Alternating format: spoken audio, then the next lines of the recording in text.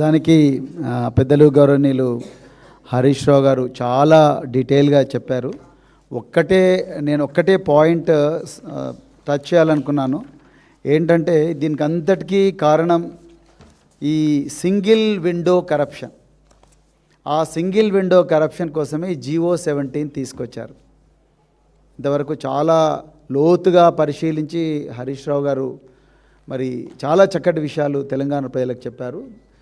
ఈ single window corruption KCR గారు ముఖ్యమంత్రిగా ఉన్నప్పుడు 10,000 మంది పేద విద్యార్థులను, పేద యువకులను అన్ని జిల్లాల్లో డిపిసిల ద్వారా కాంట్రాక్టర్లుగా చేసి వారు సంవత్సరానికి కనీసం ఒక నెలకు ఒక 10,000 నుంచి 12,000 నుంచి సంవత్సరానికి 1,00,000 రూపాయలు సంపాదించుకునే విధంగా కేసీఆర్ గారు తయారు చేశారు. రేవంత్ రెడ్డి గారు మీ దగ్గర అన్ని డిపార్ట్మెంట్లు మీ దగ్గరే ఉన్నాయి, దయచేసి మీరు డిపిసి రికార్డులన్నీ తెప్పించండి. డిపిసిలో కూరగాయలు కానీ, మటన్ కానీ, చికెన్ కానీ, ఎగ్స్ కానీ, అదేవిధంగా పప్పు కానీ ఏవైనా టెండర్స్ ఎవరెవరికి వచ్చాయి, చివరికి శానిటేషన్ కెమికల్స్ కూడా, క్యాటరింగ్ కాంట్రాక్టర్స్ కూడా, అదేవిధంగా మరి మిగతా వాళ్ళందరూ. సో ఈరోజు ఈ విధంగా అయితే మనకు డబ్బులు రావని రాత్రికి రాత్రే 2025లో జివో 17 తీసుకొచ్చారు. ఈ జివో 17 తయారు చేసిన విధానం చూస్తే ఒళ్ళు గగురు పొడిచే నిజాలు బయటకు వస్తాయి, వెన్నులో చలి పుడుతుంది. నిజానికి జివో 17 సోషల్ వెల్ఫేర్ డిపార్ట్మెంట్ నుంచి head of the department file move చేసి సోషల్ వెల్ఫేర్ సెక్రటరీ ద్వారా గౌరవ ముఖ్యమంత్రి గారికి పంపించారు. తర్వాత అడ్లూరు లక్ష్మణ్ కుమార్ గారి సిగ్నేచర్ తీసుకున్నారు. ఈరోజు జివో 17 అనేది కేవలం ఎస్సీకే కాదు, SC, ST, BC, minority, model schools, ప్రభుత్వ పాఠశాలలు, అన్ని సమగ్ర శిక్షా అభియాను, కేజీబీవీలు వీటన్నిటికీ వర్తిస్తుంది. అంటే ఈ ఫైలు పొన్నం ప్రభాకర్ గారి దగ్గరికి వెళ్ళాలి, అజరుద్దీన్ గారి దగ్గరికి వెళ్ళాలి, అదేవిధంగా ప్రిన్సిపల్ సెక్రటరీ సోషల్ వెల్ఫేర్కి వెళ్ళాలి, ట్రైబల్ వెల్ఫేర్కి వెళ్ళాలి, బీసీ వెల్ఫేర్కి వెళ్ళాలి, అదేవిధంగా డైరెక్టర్ స్కూల్ ఎడ్యుకేషన్కి వెళ్ళాలి. వీళ్ళందరి ద్వారా ఫైలు ముఖ్యమంత్రి గారి దగ్గరికి పోయి finally the buck stops with the honourable chief minister. It is the chief minister who has to approve this file. అలా పోలేదు ఇది head of the department social welfare. ఆ రోజు సోషల్ వెల్ఫేర్లో సెక్రటరీ ఒక ఆఫీసర్ ఉంటే మేము అధికారుల పేర్లు తీసుకోవడం ఈ పార్టీ సంస్కృతి, మన పార్టీ సంస్కృతి కాదు కాబట్టి మేము తీసుకోవట్లేదు. వారి దగ్గర నుంచి డైరెక్ట్గా ముఖ్యమంత్రి గారి దగ్గరికి పోయింది. పొన్నం ప్రభాకర్ గారిని మేము ఇలా ఓపెన్గా అడగాలనుకున్నాం. వారు గన్ పార్క్ దగ్గర పోయి నేను పెద్దలు హరీష్ రావు గారు అందరం కూడా అడుగుదాం అనుకున్నాం. మీరు సిగ్నేచర్ పెట్టారా ఈ నోట్ ఫైల్లో? మీరు ఏం రాశారు? లక్ష్మణ్ కుమార్ గారు మీరేం రాశారు? అదేవిధంగా అజరుద్దీన్ గారు మీరేం రాశారు? మీ note file please show us the note file. It is the property of the government, it is the property of the people of Telangana అని మేము అడిగాం. మొట్టమొదటిది. రెండవది, అసలు ఎవరు గతంలో కేసీఆర్ గారు స్టార్ట్ చేసిన డిపిసి విధానం బాగలేదని ఏ ప్రిన్సిపల్ చెప్పారు? ఏ సెక్రటరీ చెప్పారు? ఏటూరు నాగారం ట్రైబల్ వెల్ఫేర్ పాఠశాల ప్రిన్సిపల్ చెప్పారా? లేకపోతే బండారుపల్లి బీసీ వెల్ఫేర్ పాఠశాల ప్రిన్సిపల్ చెప్పారా? సర్వేల్ ప్రిన్సిపల్ చెప్పారా? లేకపోతే గౌలితొడ్డి ప్రిన్సిపల్ చెప్పారా? ఎవరు చెప్పారు? ఎవరైనా మీకు లెటర్లు రాసినరా ఈ విధానం బాగలేదు, దీనివల్ల చాలామందికి అన్యాయం అవుతుందని? ఎవరైనా కాంట్రాక్టర్లు మీకు అప్రోచ్ అయినరా? ఎవరు కాలేదు.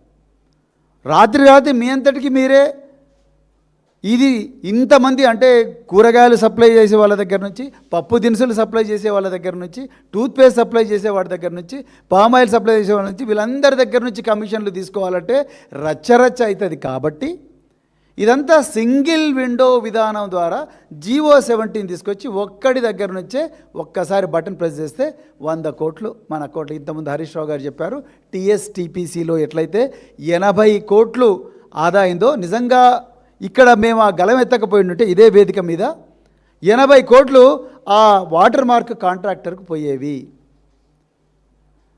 గత 25 సంవత్సరాల నుంచి పప్పు దినుసులు అంటే కిరాణా వస్తువులు, అది ఉప్పు కావచ్చు, కారం కావచ్చు, ఇవన్నీ కూడా డిపిసిల ద్వారా జరుగుతున్నాయి. ఊర్లల్లో నిరుద్యోగ యువకులు చిన్న చిన్న మడిగలు పెట్టుకొని దాని ద్వారా స్కూళ్ళకు సప్లై చేస్తుంటారు, మహిళా సంఘాలు కూడా. సో ఈరోజు వాళ్ళందరి నోట్ల మట్టి కొట్టి హైకోర్టును తప్పుదోవ పట్టించి 800 కోట్ల రూపాయల కాంట్రాక్ట్ను ఇవాళ 1 లేదా 2 కార్పొరేషన్లకు అప్పచెప్తా ఉన్నారు. ఎందుకు? మూడవది, లక్ష్మణ్ కుమార్ గారి గురించి ఒక మాట చెప్పాలి. ఆయన నేను మాదిగ బిడ్డను, నేను మాదిగల సంక్షేమం కోసం పనిచేస్తాను, నేను దళిత సంక్షేమం కోసం పనిచేస్తాను అంటున్నారు. మేమంటున్నాము అదే మాదిగ సమాజానికి చెందిన ఒక పారిశ్రామికవేత్త ప్రభుత్వ గురుకుల పాఠశాలలో చదువుకొని మన ఇండస్ట్రీస్, మన షూస్ అని చర్మకారుల కుటుంబం నుంచి వచ్చాడు కాబట్టి ఒక చిన్న ఇండస్ట్రీ పెట్టుకొని, సార్ నేను ఒక జిల్లా కన్నా షూస్ సప్లై చేస్తాను, అవకాశం నాకు ఇవ్వండి అని గౌరవ లక్ష్మణ్ కుమార్ గారి దగ్గర పోయారు, గౌరవ శ్రీధర్ బాబు గారి దగ్గరికి పోయారు. ఆయన ఆన్లైన్ అప్లై చేద్దామంటే 300 కోట్ల రూపాయల టర్నోవర్ చూపించమంటున్నారు. ఒక ఎస్సీ సమాజం నుంచి వచ్చిన వ్యక్తి, చర్మకారుల కుటుంబంలో పుట్టిన వ్యక్తి 300 కోట్ల టర్నోవర్ ఏ విధంగా చూపిస్తారు? అంటే you have raise the barriers in such a way that poor people cannot enter. పేదవాడు అసలు ఈ కాంట్రాక్ట్లోకి రాకుండా మీరు చూశారు. అందుకొరకే ఇవాళ మీరు చూడండి, ఈ వచ్చిన కాంట్రాక్ట్లన్నీ కూడా మీరు చదివితే ఆశ్చర్యపోతారు. Shoes, socks, school bags Mafatlal industries, bedsheet, carpet, towel, blanket Mafatlal industries, plate, glass, కటోరా world for exports, Chintamani Parshwanath. ఈ చింతామణి ఎవడయ్యా? నిరంజన్ కుమార్ జైన్. నిరంజన్ కుమార్ జైన్ ఎవరు? 1000 కోట్ల టర్నోవర్ ఉండి 30 సార్లు టోనీ నాకు హెరాయిన్ కావాలి, బ్రౌన్ షుగర్ కావాలని ఫోన్ చేసినాడు. ఇది నా కవిత్వం కాదు. పక్కనే ఉండే ఇంటిగ్రేటెడ్ కమాండ్ అండ్ కంట్రోల్ సెంటర్లో కూర్చొని సివి ఆనంద్ గారు ఇచ్చిన ప్రెస్ మీట్ ద్వారా నేను వీడియో చూపించాను. ఇప్పటికి కూడా కేసు నడుస్తుంది ఎన్డీపీఎస్ కింద. నిరంజన్ కుమార్ జైన్ అనే డ్రగ్ పెడ్లర్కు ఏది ట్రంక్ బాక్సుల కాంట్రాక్ట్ ఇచ్చారు. అంటే ఈ ట్రంక్ బాక్సుల ద్వారా చిన్నపిల్లలకు గంజాయి అలవాటు చేయించాలనుకుంటున్నారా? ట్రంక్ బాక్సుల ద్వారా చిన్నపిల్లలకు బ్రౌన్ షుగర్, హెరాయిన్ అందించాలనుకుంటున్నారా? కొకేన్ అందించాలనుకుంటున్నారా? ఒక్కసారి అంటే తెలంగాణ ప్రజలు ఆలోచించాలి. అసలే గంజాయి ఊరంతా పాకిందంటే గంజాయి స్మగ్లర్లకు ట్రంక్ బాక్సుల టెండర్లు ఎట్లా అప్పచెప్తారు? ఇంతకుముందు హరీష్ రావు గారు చెప్పారు, మఫత్లాల్ ఇండస్ట్రీస్ మొత్తం కూడా ఇవాళ టెక్స్టైల్ మొత్తం కూడా యూనిఫామ్ అంతా మఫత్లాల్ ఇండస్ట్రీస్ తీసుకున్నది. కోట్లాది మీటర్లు. ఏమన్నా తెలంగాణలో చేనేత కార్మికులు లేరా? రేటు కూడా ఎక్కువ. సో అదేవిధంగా మీరు లెదర్ కార్పొరేషన్కు స్టేషనరీ అంటున్నారు. లెదర్ కార్పొరేషన్ షూస్ చేస్తుంది కానీ స్టేషనరీ ఎట్లా చేస్తుంది? అంటే ఇప్పుడు చెప్పినట్టుగా ఏదో 10% తీసుకోండి అనేది. అంటే ఇదంతా ఏంటంటే తప్పకుండా సింగిల్ విండో కరప్షన్. ఒకటే వ్యక్తి దగ్గర నుంచి మొత్తం తీసుకోవాలి. మీరు ఇండస్ట్రియల్ డెవలప్మెంట్ అథారిటీ బొల్లారం పోయినా, దండు మల్కాపురం పోయినా, పాషా మైలారం పోయినా, ఎక్కడ పోయినా 2-3 పేర్లే బయటకు వస్తున్నాయి. జైవీర్ రెడ్డి. ఈ జైవీర్ రెడ్డి కూడా మీరు చూడాలి. అదేవిధంగా రమేష్ జైన్, నిరంజన్ కుమార్ జైన్. ఈ రమేష్ కుమార్ జైన్, నిరంజన్ కుమార్ జైన్ ఎవరు? కేంద్రీయ బండార్ల వాళ్ళే ఉంటారు, ఎన్ఎస్ఐసీల వాళ్ళే ఉంటారు, చింతామణి పార్శ్వనాథుల వాళ్ళే ఉంటారు, మఫత్లాల్ల వాళ్ళే ఉంటారు, అంతా కూడా వాళ్ళే. మరి వీళ్ళు ఎక్కడ పోవాలి? ఎన్ని జీవోలు తీసుకొచ్చినాయి ప్రభుత్వాలు. కేసీఆర్ గారి ప్రభుత్వంలోనే 3 జీవోలు వచ్చినాయి.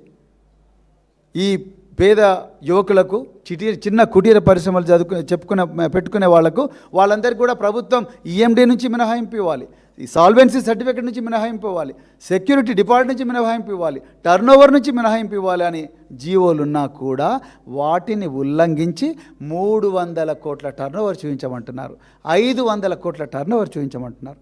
ఒక్కసారి ఇక్కడ కట్ చేస్తే పక్కనే ఆంధ్రప్రదేశ్లో జరిగే ప్రతి టెండర్ కూడా వాళ్ళు ఏమంటున్నారు? ఆంధ్రప్రదేశ్లో నీకు జిఎస్టీ సర్టిఫికేట్ ఉన్నదా? నీకు అక్కడ ఫ్యాక్టరీ ఉన్నదా?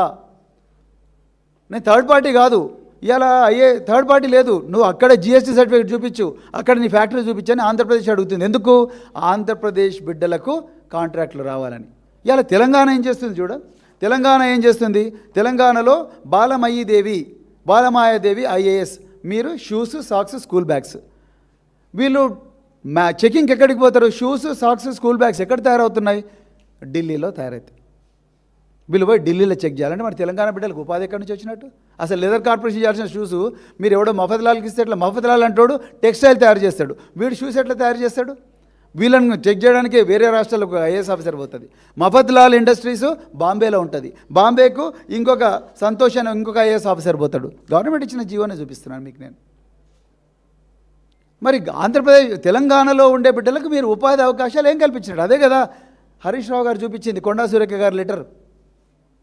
ఇవే అడుగుదాం అనుకున్నాం మేము, అంతే తప్ప రేవంత్ రెడ్డి గారి భాష తొండల భాష, బండల భాష, బుల్డోజర్ల భాష, పేగుల భాష గుడ్లు తీసి గోటీలు ఆడతామనే భాష, ఆ భాష మాట్లాడడానికి మేము పోలేదు. మీరు ఎక్కడ రమ్మంటే అక్కడ వస్తామన్నాం. హరీష్ రావు గారు అన్ని ప్రోగ్రాములు బంద్ చేసుకొని, వారికి హృదయపూర్వక ధన్యవాదాలు. అన్ని ప్రోగ్రాములు బంద్ చేసుకొని ఇవాళ దీని గురించి పోదాం, నిజం చెప్దాం, ప్రజలకు నిజం తెలవాలి. అంతే తప్ప మనం పొన్న ప్రభాకర్ను ఓడగొట్టాలనో, లేకపోతే లక్ష్మణ్ కుమార్ను వాగ్వివాదంలో ఓడగొట్టాలనో, లేకపోతే ఓడిపోవాలనో మేము పోలేదు.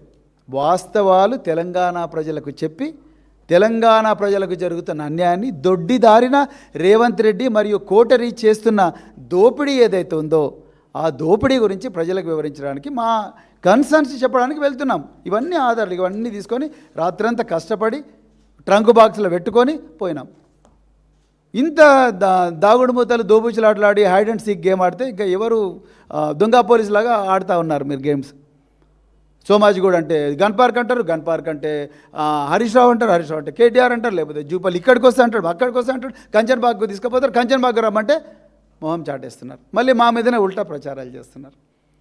దయచేసి తెలంగాణ ప్రజలు గమనించాలని చెప్పేసి ఈరోజు ఈ పోరాటం చేస్తున్నాం. దయచేసి రేవంత్ రెడ్డి గారు మీకు ఏమాత్రం హృదయం ఉన్నా మీరు జియో 17 రద్దు చేయండి. అంతే తప్ప మా కుటుంబాన్ని ఇబ్బంది పెట్టో, నా భద్రత తగ్గించి ఈ చిల్లర వ్యవహారాలు చేస్తే ఇక్కడ భయపడే వాళ్ళు ఎవరు లేరు. బీఆర్ఎస్ పార్టీకి ఆ సంస్కృతి లేదు, ఇది పోరాటాల పార్టీ. మేము తప్పకుండా తెలంగాణ ప్రజల గొంతుకగానే చివరి వరకు ఉంటామని చెప్తూ మరొకసారి ఈ మీడియాలో ఈ అవకాశం ఇచ్చినందుకు మరొకసారి అందరికీ ధన్యవాదాలు.